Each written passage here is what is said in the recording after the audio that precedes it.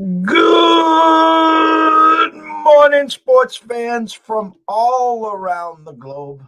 I am your host, Jeff Dawson, East Coast Sports Investors.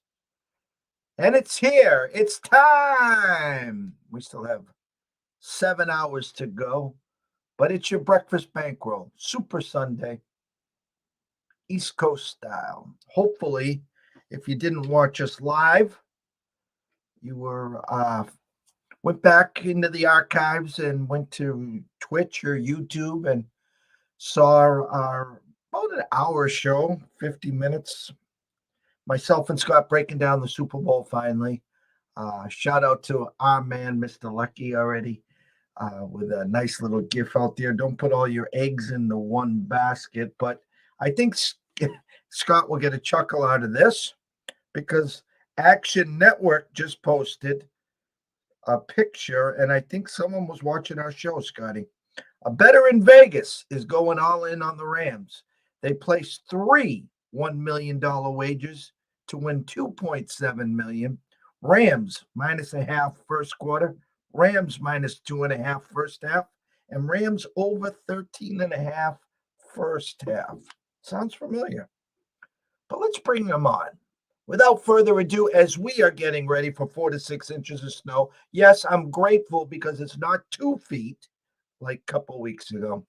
And the palm tree state himself, the one, the only, Mr. Scott E. Webb. Good morning, Scott.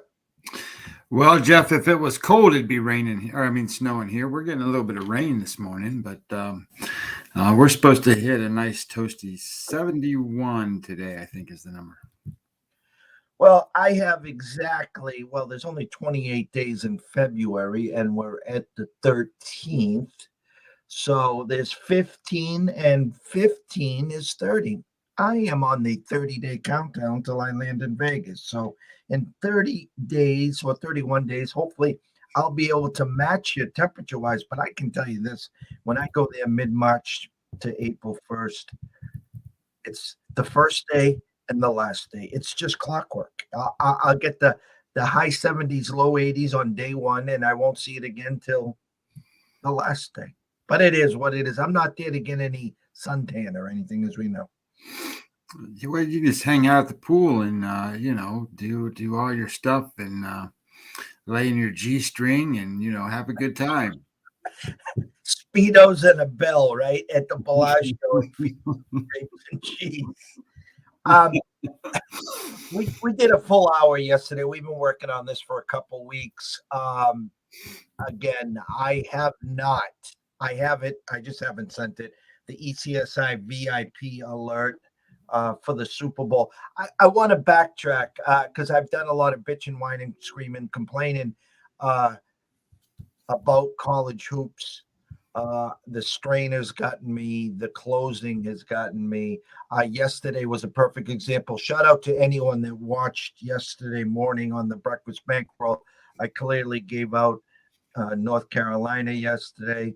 I think they started the game 23-1 or something stupid like that. Never looked back. They destroyed Florida State. I talked about the URI Rams, and it was a great spot for them against Davidson. But for myself, I got tricky. I went Ivy League, and I split. I had a game, Harvard plus 3.5, tied 71-71 with just over a minute left, and they get outscored 11-3. But I didn't stop there. We released 4 games at night, and we went 4-0.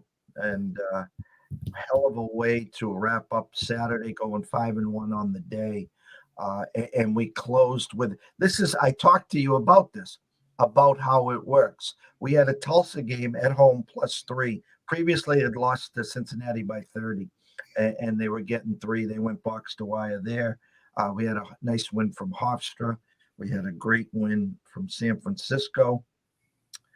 And I'm drawing a blank on the other one. Tough getting old. But anyways, we went 5-1 for the day and 12-8 for the week. Envelope Monday, just a step away. We're holding a Rams plus 210. I'm going to give them all the insights that we talked about. But enough from me. It's Super Sunday. What are you thinking today? Well, I didn't do anything in the NBA, and I had talked about some games that I was looking at in the morning, and then I didn't play any of those games, so I just stayed away. There's 2 games today. I'm staying away from both of those. It's interesting. My numbers come out almost exactly to where these numbers are other than I've got the Atlanta Boston game 4.5, and I think it's 6.5, and people bet it up to 7.5. So I think there's probably a little value on Atlanta today, but they haven't been playing that well. So I'm not gonna step in front of Boston. Boston's kicking the crap out of teams, so I'm just gonna leave that one alone.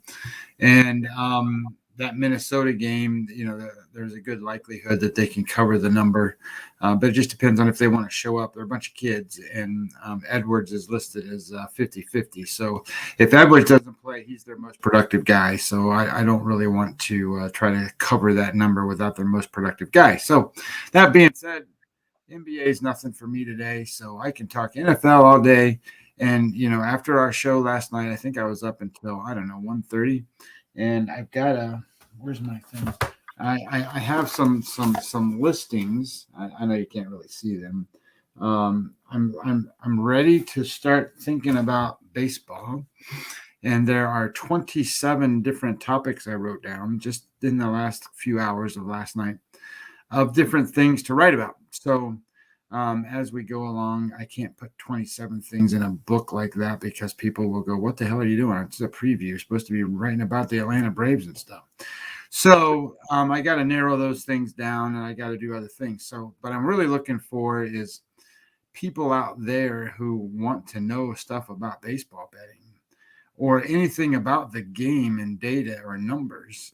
I need some requests if that's what you want, because I'll put them in the book. And then we can talk about some of that stuff and go from there. And what I'm eventually going to write all those 27 articles, and they won't just make it into this book. My MLB.com website has a link in there that you can get everything daily. So once baseball gets going and I get to feeling good about writing stuff, it'll be something that comes to your email every day. So just click that link and get that stuff, and you'll get the baseball stuff. Can't wait.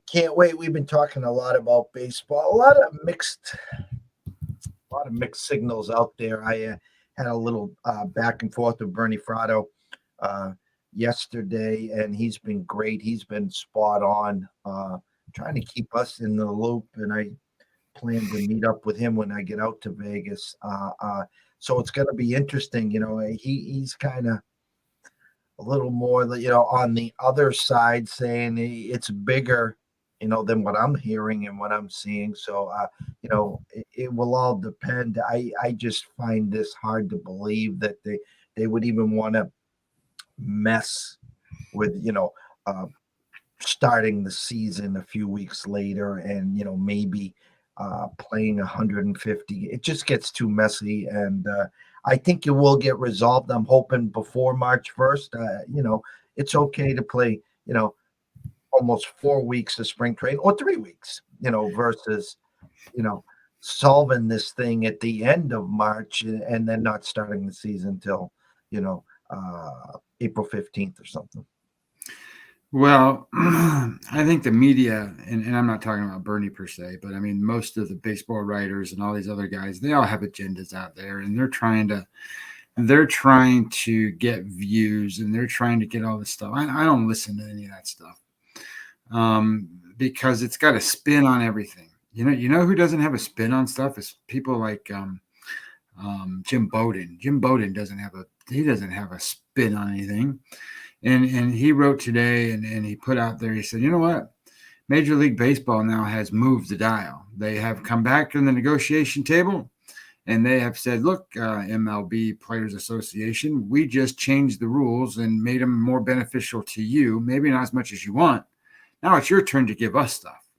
So if you're not going to give us stuff, then here we are. So according to him, it's one of these scenarios where this is in good faith bargaining. This is what happens. And eventually it'll get done. And it's just a matter of back and forth until they go and say, okay, we're done. This is what we're going to agree to.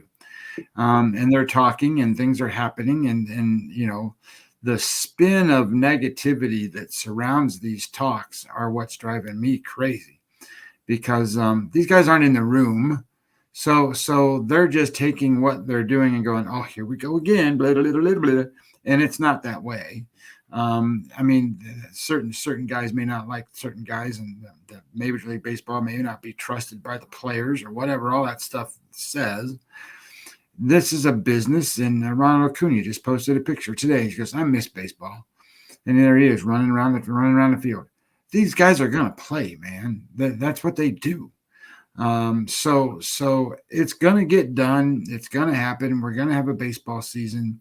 The preview part of this thing is going to be really hard because the season of free agency is not over. The players are going to move around. I think there's still 150 players that need to find a job.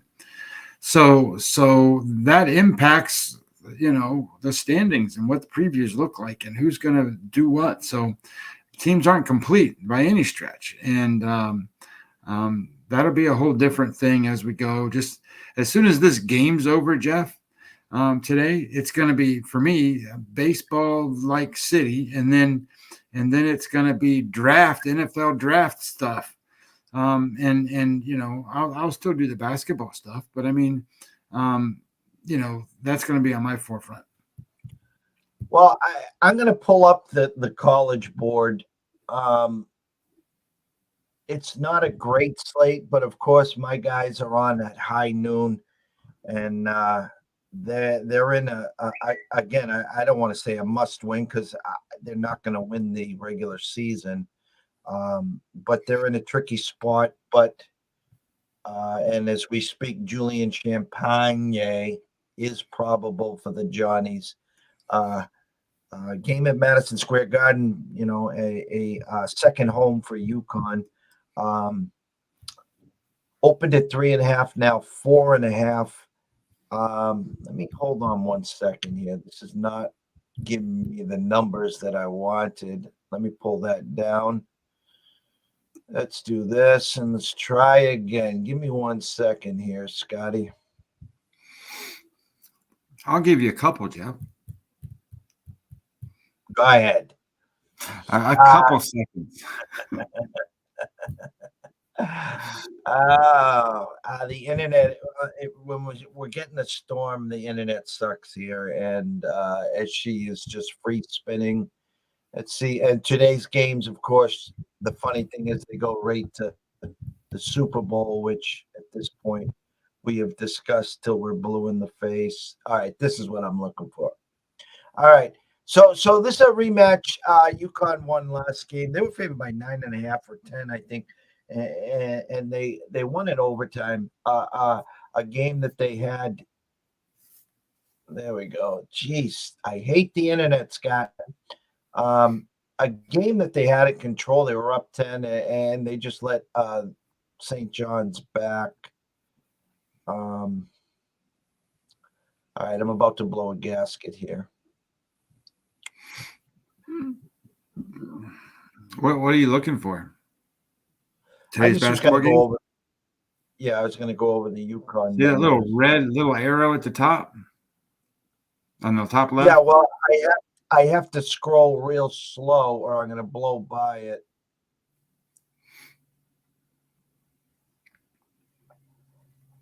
There we go. Okay. Rotation number 827, 828, UConn at St. John's. A game that opened up at 3.5 and is now 4.5. 54% of the bets, 66% of the money is on UConn. It's 4.5 right now at circa 4 across the Vegas Strip. Anyone that watches our show religiously or talks to me knows the magic number for UConn is 80. Now, with that, if you can get in that 75, 76, 77, 78 range, I'm real comfortable there. An under over that opened at 150.5 is still at 150.5, and these two teams, I think, scored about 160 and change last game. So quick math here, 77-73. basically is what Vegas has given you. So obviously, you guys know I'm comfortable with UConn at 77. I think it's a spot just in my head that UConn wins and UConn covers. Yes, the Johnnies are dangerous at home, especially as a dog. They're going to be going up and down the court. I think this game will be going at a pretty frenetic pace. I like UConn. I like everything about UConn here today. I'm okay with almost a 50-50 split on the bets, a 66-33 split on the money. I'm a little, because it's a lot of people, the public and the DGens on Super Bowl Sunday, look to force bets to add to their bankroll till they fire tonight. Where most people, it's been 2 weeks, have already fired. Now they're getting their party set up and everything set up. So, what's the numbers at pregame say, Scott? Well, by far, this is the biggest college basketball game bet so far, and I get it starts in about 35 minutes or something. $113,000 bet on the game. 57% of the money, 68% of the tickets are bet on UConn. Yeah, it's a again, it's the first game. It's a public darling. Listen, they you got to just go back to the fact. Think this as well. On Friday, they were 1.5-point dogs at Xavier. Vegas leaned. They made a statement. They knew who they liked there. Vegas making a statement here.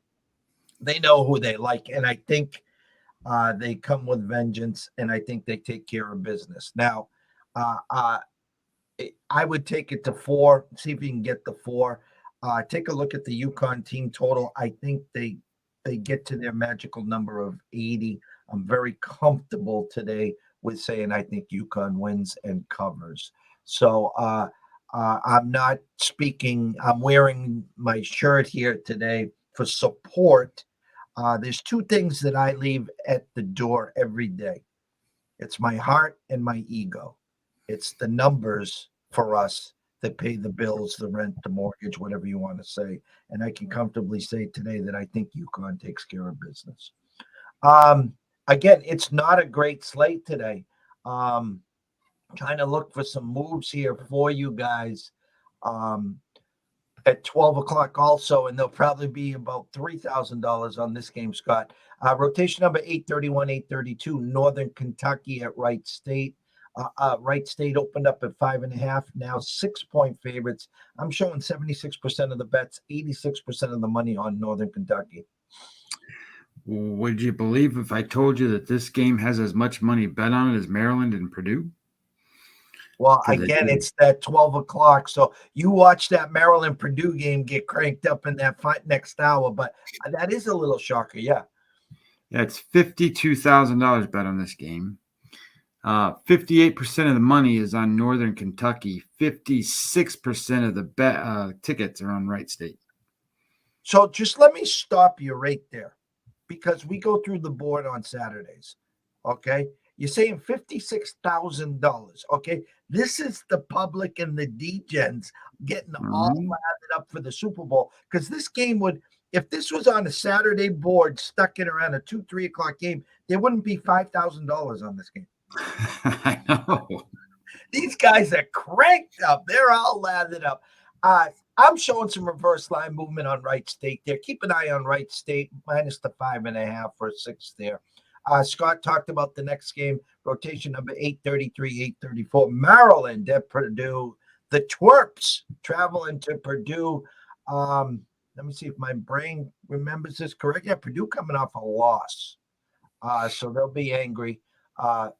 Opened up at 15.5, staying at 15.5. It is a line freeze. I'm showing 66% of the bets, 96% of the money, all on the Boilermakers. So we got 54,000 bet on this game, and 84% of the money, 82% of the tickets on Purdue. Yeah, numbers too high. I don't know which Maryland team's going to show up. I fully expect Purdue to win, and I fully expect them kind of to win by double digits. Now, does that double digits mean 16, 17, 18, 19, 20, or is it 10, 11, 12? That's a stay away game for me. Monmouth and Iona.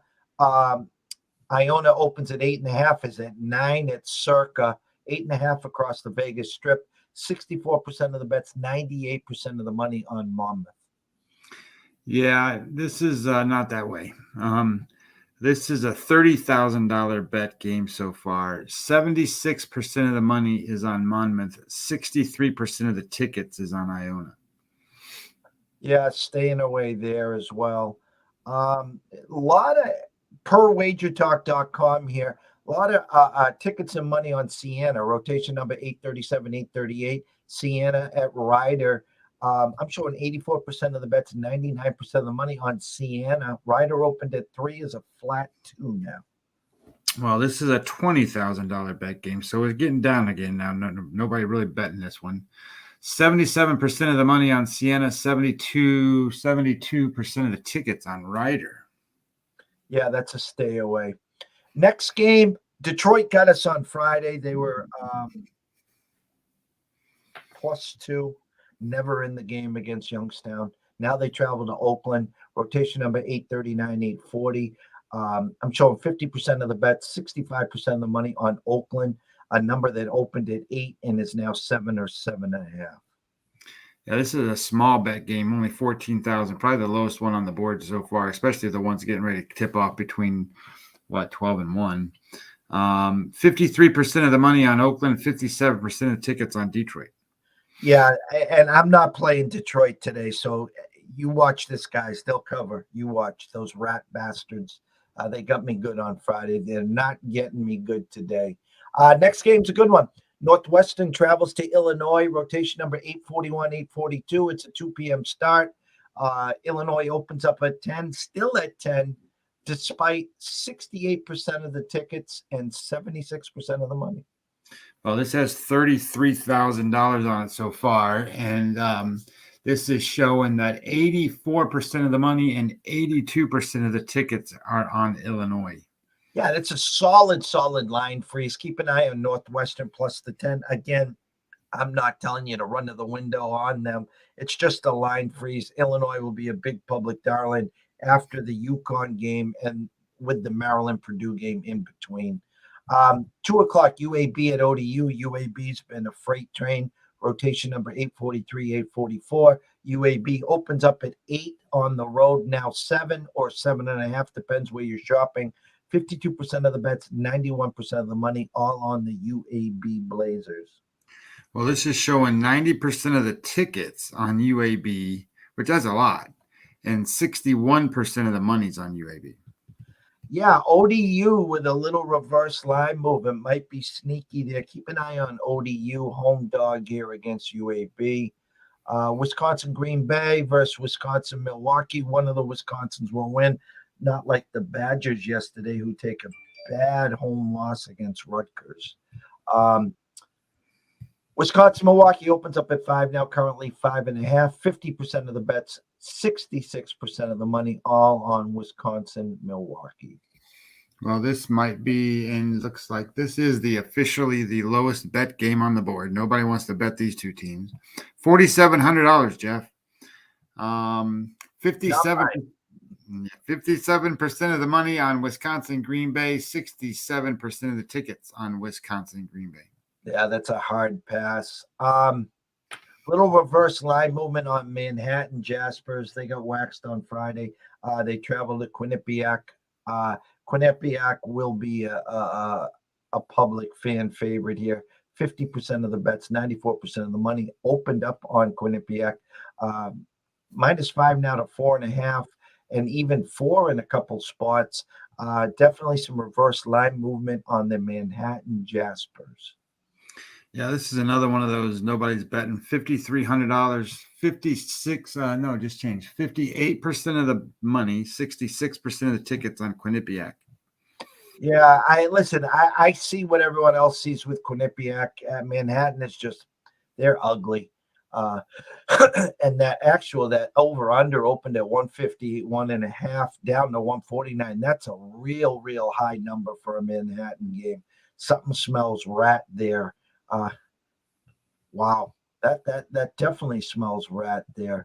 Watch that thing go flying over, because there's not a person in the world that would bet that over. They know something there. Keep an eye on over 149 on the Manhattan Quinnipiac. If you hold up, actually, you can get 148.5. Hold out a little longer, you might get around 147. That number, wow, Vegas knows something there. Keep an eye on over. We'll say 148.5.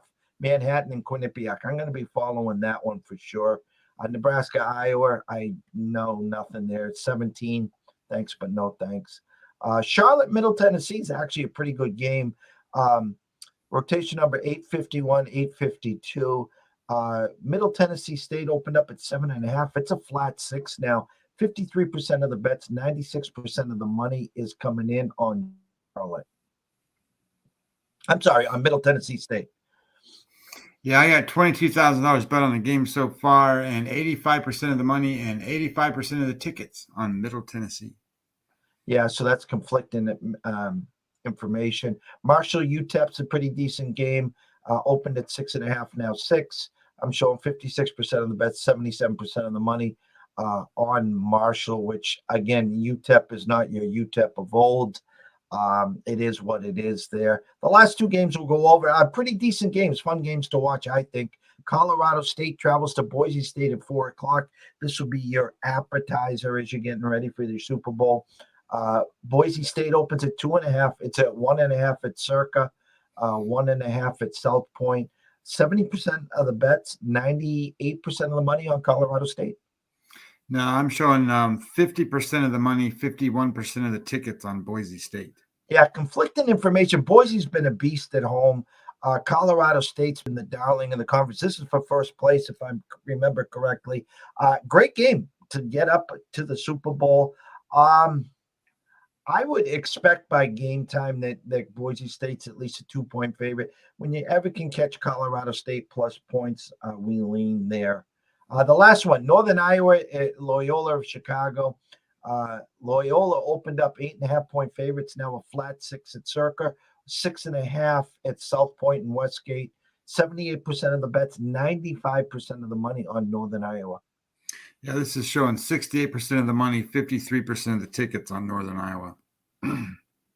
The number opened up 8.5 for a reason. Last time this Loyola Chicago was at this number was against Missouri State, and we bit, and Missouri State beat them outright. So keep an eye on that number there with Northern Iowa, plus the 6.5. I think Loyola Chicago gets it done. It'll be interesting to see where the public takes that one. Closing thoughts, Scotty.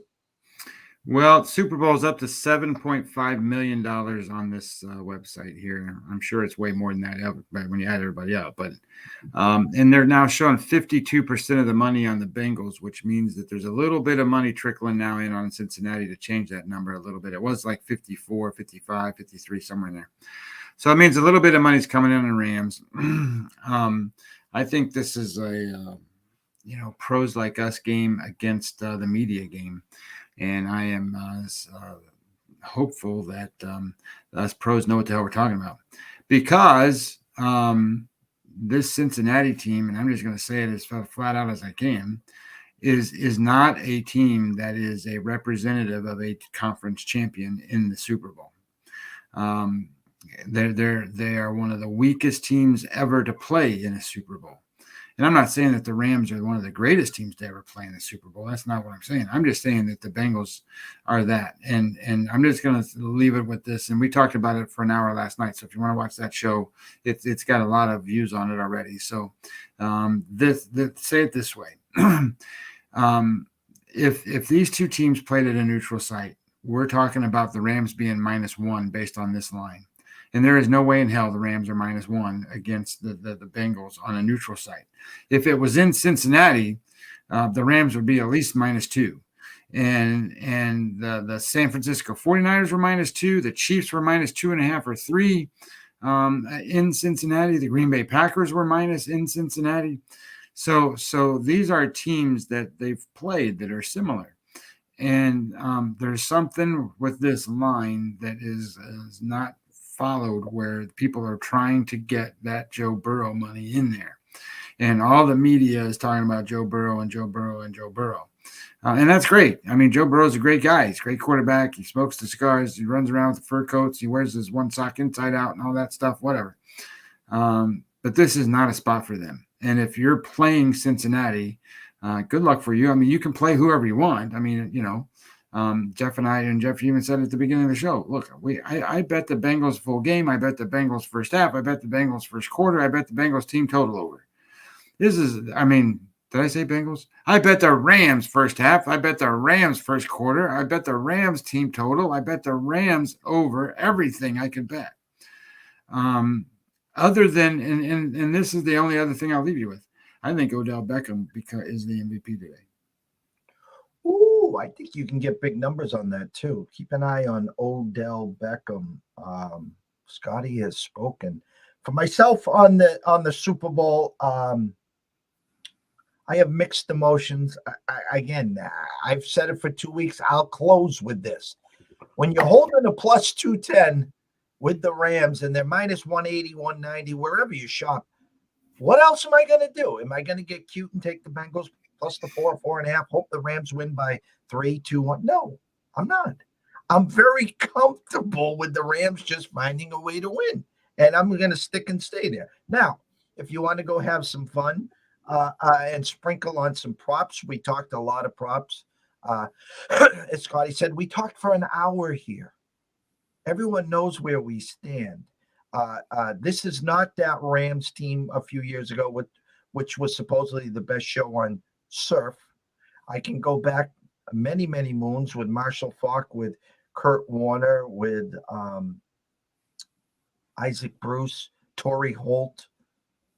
This is not the best show on turf, but it's a good Rams team. It's a coach that's been there before. It's a quarterback that, I'm going to say it here, he wins, he's in the Hall of Fame. How's that sound? It's a run and attack now that they could run the wishbone. They have Akers back. They have Sony Michel. Now they have Henderson. They got Cooper Kupp, who was the offensive player of the year on one side. They got Odell Beckham, who's emerged and has had a great last couple months. Higbee is out. Keep an eye on Blanton, anytime TD, guys. Blanton, anytime TD. There's a nugget right there for you. Von Miller, MVP, plus 4,000, I think. There's a nugget for you. I know everyone's got the Donalds. I know everyone's got the Cups. I'm just trying to throw some stuff to change your brain a little thinking. I do think the Rams are leading after the first quarter. I do think the Rams cover the 3 or 2.5 first half. I do think the Rams team total over 26.5 gets there. I do think the game goes over 48.5. How's that sound? Okay. I do think the Rams get to 30 or 31 today. I think Cincinnati will be at that 17, 20, 21. Maybe 23. I don't think that Cincinnati gets their team total over 23.5 or 24 you get. How's that sound? But overall, I think that you're right on all that stuff. Yeah. So overall, listen, I'm not running to the window with 50,000 Ram tickets. I'm just telling you what I think. And the one thing I think is that my Rams plus 210 future is going to win today. That's it. Everything else. I was going to say, I like the prop bet of the Rams 7 to 12 points to win, because that's plus 380. Exactly. So this is what I say to everyone. I want everyone to have fun. I want everyone to enjoy the game. I always talk about this. When you're, excuse me, too far over your ski slopes and you're bitching, whining, screaming, hollering over every drop pass, over every extra missed point, over every thing that didn't go your way, you're in too deep. And what good is it to me to have a plus 210 that I'll collect $500, $600, $700, $800, and then have $500, $600, $700, $800 of props and everything that offsets the win? Okay, I'm going to close with this. Here's my fun prop of all fun props. Okay, and it's the octopus bet. Okay, it's someone that scores 8 points on one drive. Okay, so the Rams got this game covered easily, and then Joe finally hits Jamar Chase, and they decide to go for 2, and he hits Jamar Chase for the 2-point conversion. They get the 8 points. I was getting that earlier when Johnny Novello talked about it on VSiN at plus 1,400. It's since then dropped, and more dropped. So you're going to see all kinds of big tickets on social media, on Twitter. This million, that million. Don't buy the hype. Okay, we talk about buy the steak, not the sizzle. That's what we're here for. So remember this: if you are wagering and investing today, which 99.9% you are, always, always, always invest responsibly. If you feel you have a problem, pick up the phone. There's an 800 number available. Ask for help. Why? Because myself and Scotty want you here today, tomorrow, next week, next month, through 2022 and beyond. Have a day. Have some fun.